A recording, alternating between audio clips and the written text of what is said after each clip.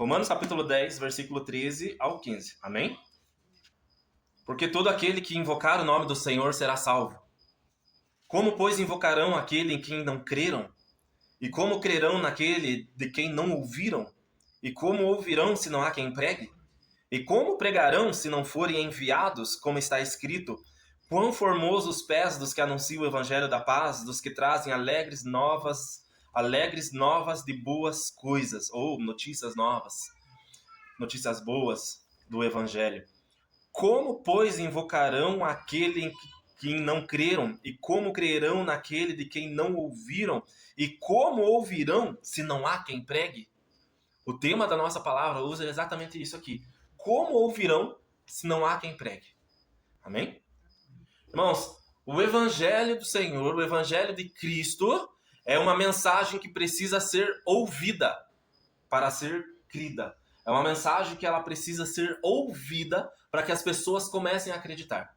Tem uma parábola de Jesus Cristo que fala sobre o semeador que saiu a semear a boa semente. O que acontecia? A semente, ela sempre era uma semente boa. A parábola ali não está falando que a semente era uma semente minguada, uma semente ruim, uma semente que não prestava. A semente sempre foi uma semente boa. Ela era lançada ao solo. E a parábola conta que ela foi lançada em terreno cheio de pedra, em terreno com espinhos, né, ao meio do caminho, onde as aves, é esse ponto aqui. Quando a semente foi lançada no meio do caminho, as aves, à beira do caminho, as aves foram lá e comeram a semente. As aves são esses espíritos malignos que não deixam com que a palavra de Deus entre em nossos corações, entre em nosso terreno fértil. São o inimigo que tira, são as distrações do mundo. A própria explicação de Jesus Cristo lá na frente vai falar que as aves são essas distrações do mundo, que nos distraem das coisas que realmente são importantes, que é deixar com que a palavra entre em nossos corações. A partir do momento que nós deixamos que essa semente que é lançada em nossos corações, não importa qual a palavra ou quem está semeando essa palavra, se estiver falando do evangelho, se estiver pregando o evangelho genuíno, se estiver pregando uma palavra realmente bíblica, não importa quem esteja pregando, uma pessoa eloquente, uma pessoa simples, uma pessoa que fala prega, uma pessoa que fala preda, não importa como a pessoa ministra a palavra genuína, é a semente que é lançada. Agora, o que importa é o terreno. Que tipo de terreno está recebendo aquela semente? Só que para a semente ser lançada, tem que haver um semeador. E quem realmente está disposto a ser esse semeador? E esse é o foco da nossa mensagem. Paulo, ele estabelece aqui em Romanos capítulo 10, nesses versículos que nós lemos, uma lógica missionária que ela é inevitável. Como que eu vou dizer que eu sou um missionário? Ou como que eu vou dizer que eu estou fazendo missões? Ou como que eu vou ganhar as nações se eu não abrir a minha boca e pregar o evangelho de Cristo? A palavra de Deus fala assim, ó, se nós invocamos a Cristo, só se invoca a Cristo se você crê nele. Só se crê em Cristo se você ouve falar dele. E só se ouve se alguém pregar sobre ele. Essa verdade sobre o falar, sobre o ouvir, sobre crer naquilo que está sendo pregado, é uma verdade, é uma corrente espiritual inquebrantável, inquebrável. A fé salvadora, ela não nasce do nada. Você não nasceu crendo. Você ouviu, em algum momento você creu. Em algum momento você deixou de crer. Essa fé salvadora, ela nasce de uma mensagem. E essa mensagem é uma mensagem que ela é proclamada. Nós temos que usar aquilo que Deus nos deu. O evangelho, ela não é uma energia mística, uma força mágica que simplesmente pula no coração das pessoas e vai lá habitar o coração dela, pula para dentro do coração delas. Ela é uma palavra viva que precisa ser falada, ouvida e crida. Sem mensagem, irmãos, não vai ter fé. Sem fé não vai ter invocação. E sem invocação não há salvação. Esse mundo só vai ser transformado se nós começarmos a abrir a nossa boca e falar do evangelho. A gente abre a nossa boca para falar de tanta porcaria. A gente abre a nossa boca para falar de vídeo de TikTok. A gente abre a nossa boca para falar de futebol, que no final não vai dar em nada. A gente abre a boca para falar da vida do nosso irmão. A gente abre a nossa boca para falar de show, para falar de artista, para falar de música, e não abre a nossa boca para falar de uma palavra de salvação. A gente não abre a nossa boca para cumprir uma missão que foi direcionada para mim, que foi direcionada para você. Eu não entendo quanto tempo a gente gasta, quanto tempo a gente perde com coisas fúteis da nossa vida. Então, o que nos impede de falar sobre ele? O que nos impede realmente das pessoas olharem assim pra gente e falar, poxa, você é uma pessoa diferenciada, você é um cristão? Ou o que impede as pessoas de olhar para você e odiar você pela mensagem que você carrega? O que está impedindo que as pessoas olhem para você e realmente tenham raiva, te persigam pela palavra que você prega? Porque assim, se as pessoas não perseguem pela palavra que nós pregamos, nós não estamos sendo cristãos. Se as pessoas não nos julgam pela palavra que nós estamos pregando, nós não estamos sendo cristãos. E quando nós começamos a pregar a palavra verdadeira, as pessoas vão começar a nos odiar. E se nós somos perseguidos por conta dessa mensagem que nós pregamos, nós somos benditos. Se nós estamos muito confortáveis com a mensagem que nós pregamos, não é uma mensagem correta, não é uma mensagem certa. Isaías capítulo 55, versículo 6. Quem pode ler para mim, por favor? 55, 6? Sim. Buscai ao Senhor enquanto se pode achar, invocai-o enquanto está perto. Buscai ao Senhor enquanto se pode achar, invocai-o enquanto ele está perto. Significa que uma hora o Senhor não vai estar mais perto. O Senhor não vai estar mais presente. As pessoas vão querer invocar o nome dele, mas ele já não vai estar mais perto. E aí? Quando nós vamos escolher abrir a nossa boca? Quando nós vamos pegar essa semente que nós estamos guardando dentro do nosso bolso? Só guardando. Se a gente estivesse guardando um monte de... Todo culto que a gente vai é uma semente que a gente recebe, irmãos. Toda reunião, toda conversa que termina em Cristo, que começa e termina em Cristo, toda conversa cristã vai para algum assunto cristão, é uma semente que o Espírito Santo está colocando lá no nosso bolso. E se a gente só deixa ali dentro, nós estamos limitando o acesso das pessoas à salvação. Porque elas só vão invocar o nome do Senhor se elas crerem. E como que elas vão crer se elas nunca ouviram? Como que elas vão ouvir sendo que nós não estamos pregando? Eu não estou falando nós subimos no altar lá no púlpito, irmão Abel, abrir a nossa boca e pregar o evangelho lá de púlpito, porque eu já falei para vocês, nós sabemos, é diferente. Pregar para um povo que já conhece Cristo lá dentro da igreja é fácil. Nós já estamos ali aptos para ouvir. O que nós temos que fazer é sair naquela praça ali na frente da minha casa, todo final de tarde, 6h30, 6h40 da tarde, antes do pessoal aqui do Nilo ir para a escola, tem 2, 3 jovens ali que estão se drogando. É ir ali. É pregar o evangelho ali. É você sair na frente da tua casa por um instante, ver uma pessoa, um mendigo, morador de rua, passando na rua, e você ser impelido a falar a palavra de Deus para ele, lançar uma semente na vida dele. É nós, dentro do nosso trabalho, ao invés de ficar participando de piadas de mau gosto, é nós abrirmos a nossa boca e falar sobre ele. É na roda de amigos, estar lá falando sobre ele. É no meio da família, no meio das festinhas de família, falar sobre ele. Nós todos os dias temos a oportunidade de levar a salvação para onde a gente está. Mas nós não falamos. Mas a pergunta que expõe a nossa vontade, a pergunta que nos expõe é: quem vai pregar? Ide por todo mundo, pregai o evangelho a toda criatura. Não é para uma pessoa, não é para outra pessoa, é para todos nós. Então, se você não sabia isso, parabéns. Hoje você está sabendo. Você tem que pregar o evangelho. A pergunta aqui que nos expõe é: como ouvirão se não tem ninguém que pregue? Paulo, ele nos força a enxergar essa verdade que ela é dolorosa em nossas vidas. Sabe qual que é a verdade dolorosa que Paulo está falando para mim e para você aqui essa noite? Você é um covarde. Nós somos covardes. Nós não temos coragem de pregar sobre a fé que nós falamos que temos. Nós não temos coragem de pregar sobre o amor que nós dizemos que nós seguimos. Há bilhões de pessoas que ainda não ouviram o evangelho. E muitas estão do nosso lado. Estão perto de nós. Estão a uma voz de distância de serem salvas. Enquanto a igreja canta, enquanto a igreja se diverte, enquanto a igreja se entretém em congressos, em reuniões, em várias coisas para engordar a crente, pessoas estão morrendo. Porque aquilo que nós realmente devíamos fazer, a gente não faz. Me fala qual foi o último congresso de evangelismo que foi levantado. Me fala qual foi o último curso de pregação que foi feito. Qual foi o último evento realmente evangelístico? E tem diferença. Um monte de evento evangelístico por aí, tem? Mas é cobrado para a pessoa que não conhece a Cristo entrar. Então, se um evento evangelístico é cobrado R$ 1.500 para você participar do evento evangelístico, eu não preciso nem falar o que é. Como que é o evento evangelístico, meu irmão? Nós estamos cobrando, então, o acesso das pessoas a ouvirem a palavra de Deus, sendo que nós ouvimos a palavra de Deus de graça. Aquilo que nos foi dado é de graça, a salvação é de graça, e o evento evangelístico, 1.500 conto, meu amigo. As pessoas estão morrendo porque a igreja está se entretendo. As pessoas, enquanto a igreja canta, enquanto a gente está aqui cantando, enquanto a gente está louvando, as pessoas estão morrendo. Enquanto nós estamos nos debatendo, muitas vezes, uma igreja contra a outra, pessoas estão morrendo.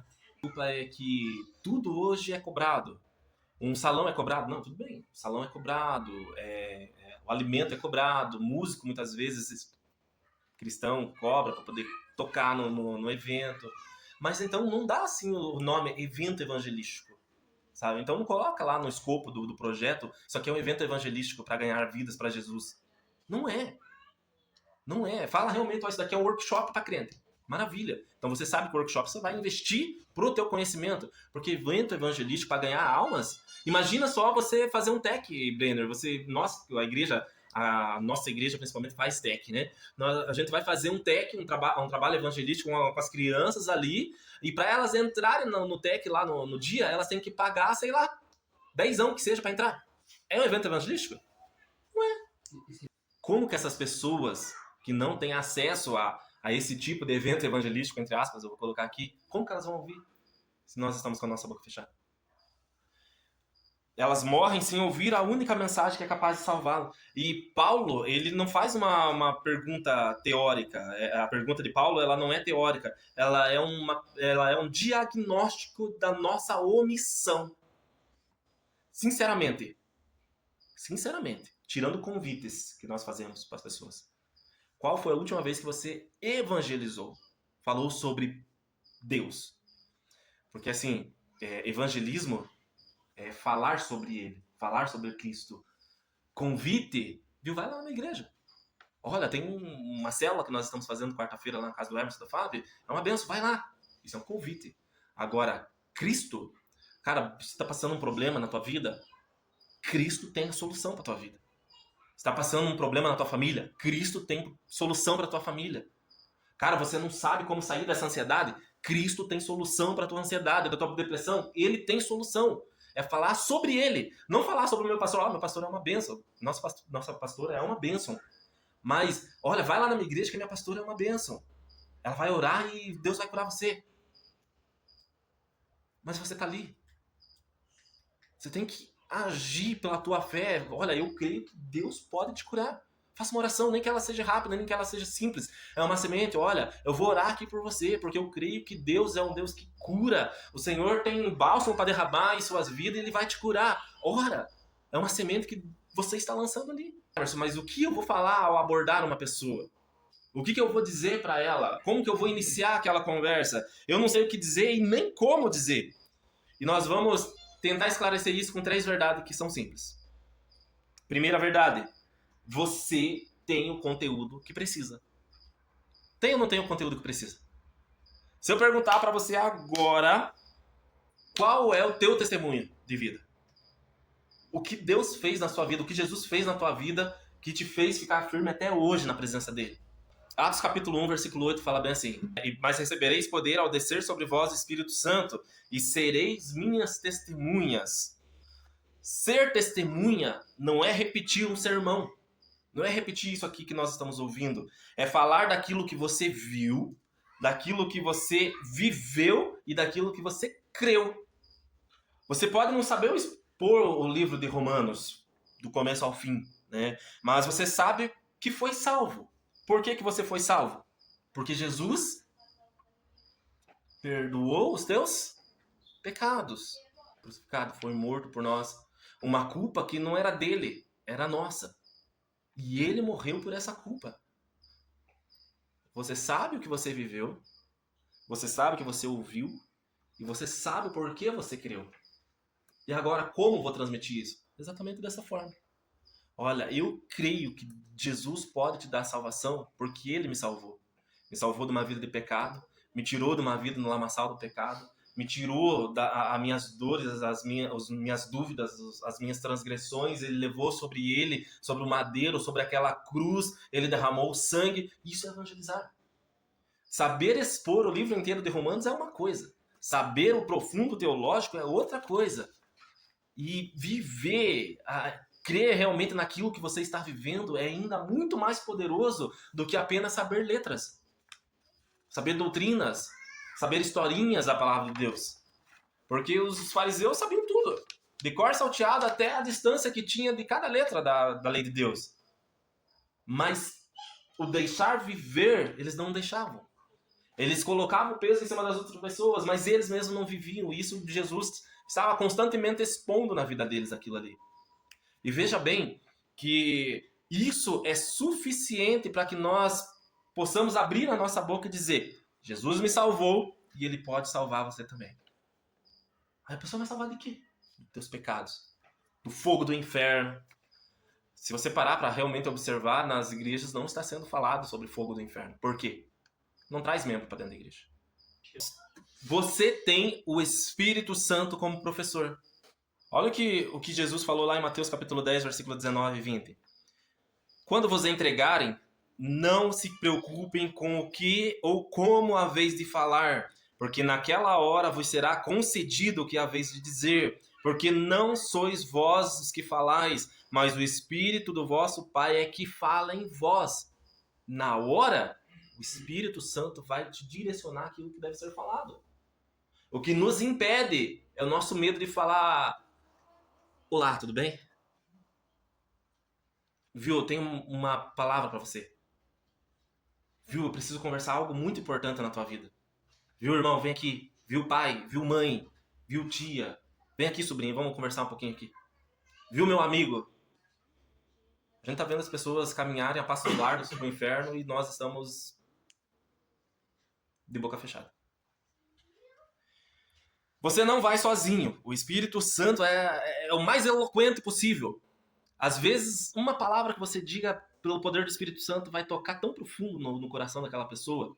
Não agir por sentimentalismo, que é diferente. Mas vai tocar tão profundo, vai falar tão profundamente aquela pessoa, que a obra vai começar ali. A salvação vai dar início ali. A conversão vai ser ali. Porque ele só precisa de uma boca disponível. E terceiro, você tem a Bíblia como fonte. Bíblia como fonte. Se você está pegando a fonte de leitura diária tua no pão diário, ou se você está pegando a tua Bíblia no café com Deus todas as manhãs, rasgue fora. Porque a nossa fonte está aqui, ó. Essa é a verdadeira fonte. Se você não sabe por onde começar, eu sempre falei isso, na verdade, para qualquer pessoa. Não sabe? Eu quero ler a Bíblia. Mas por onde eu começo? Eu falo sempre o quê? Comece pelo Evangelho de... Não. Mateus. Vocês têm mais duas chances de errar. Uma chance de errar, na verdade. Evangelho de Gênesis. Evangelho de João. Porque o Evangelho de João vai mostrar Jesus como Deus. Vai mostrar Jesus, o amor de Jesus pelas pessoas. Eu falo que se a Bíblia pegasse fogo hoje, se o Evangelho de João permanecesse e o livro de Romanos permanecesse, o Evangelho inteiro, toda a doutrina do Evangelho, tudo sobre o Evangelho, a graça salvadora, ela estaria salva, intacta. Porque ali vai demonstrar todo o amor dele por nós. E como a igreja tem que seguir Romanos. Tudo, como a igreja tem que ser, como que ela deve se portar, tudo, sobre dons espirituais, tudo. Também pelo filho pródigo. Se nós queremos falar sobre o Evangelho, sobre salvação, vamos ler a parábola do filho pródigo. Lucas capítulo 15. Tava pensando nessa. Lucas capítulo 15 fala sobre o filho pródigo. E qual que é a mensagem do filho pródigo? Qual que é? Um filho que estava perto do pai, estava debaixo da autoridade do pai, pede a sua herança, sai, gasta tudo que tem no mundo e começa a desejar o alimento que eram dados aos porcos. Ele fala: não, mas lá na casa do meu pai eu comia do bom e do melhor, ele me cuidava, ele me tratava, ele me vestia, ele me amava. E ele fala: eu vou voltar para casa do meu pai, nem que seja para trabalhar como seu servo. Eu parafraseei. Dei uma resumida legal aí. E quando ele retorna, o pai dele olha de longe o seu filho voltando e ele corre ao encontro do seu filho. O pai corre ao encontro do seu filho com os braços abertos e o filho fala: pai, eu pequei contra ti e não sou digno de ser chamado como filho. Eu estou parafraseando de novo.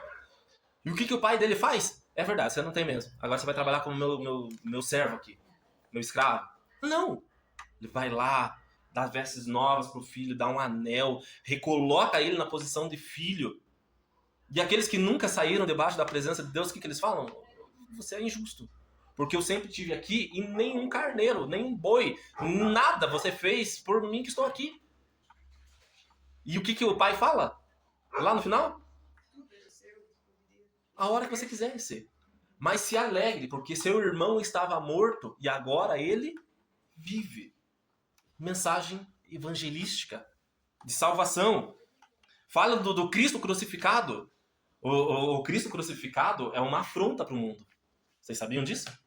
É uma afronta, é uma loucura o Cristo crucificado. Mais loucura ainda é você falar sobre a ressurreição dele. Como que você vai falar sobre um homem que morreu, foi crucificado, morto, sepultado, simplesmente levantou e ressuscitou? Você é louco.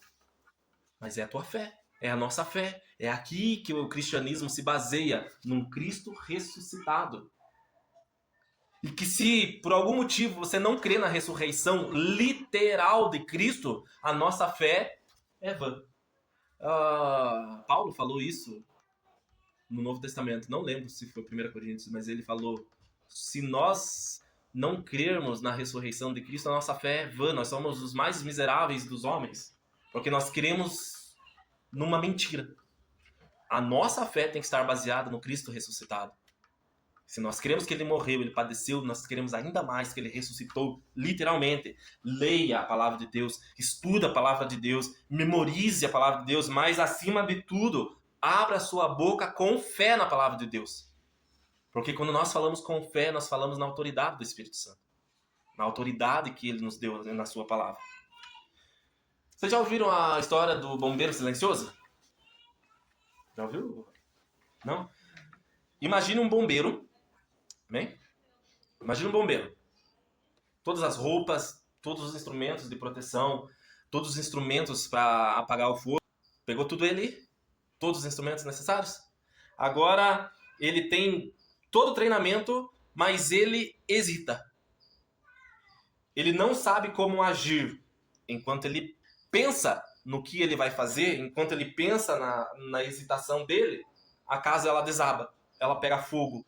Ela se destrói e alguém lá dentro morre. Então o bombeiro tinha todos os equipamentos, tinha todos os instrumentos, tinha treinamento, mas na hora de agir, ele hesitou. E aquela pessoa morreu. Quem que é o culpado da morte daquela pessoa?